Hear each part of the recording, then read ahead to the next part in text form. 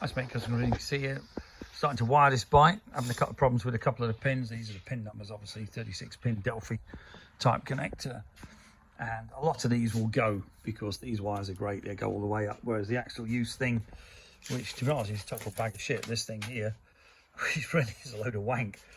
Okay, it really is the worst fucking ignition I've ever seen, or harness. But what we're doing, labeling everything, so we've got a rear brake light, because the American's normally red. This will turn it into a proper stop tail. Run a number plate, you can see here, all the wires are labelled up with my little Mickey Mouse things, but it works. And, you know, we've got, for instance, brake switch, what's that one? High beam. You know, it's pretty simple once you get the hang of this, but this will all be done in the particularly nice red sleeve in here to go with the frame so you don't see it. These are your wires for your brake light switches, etc.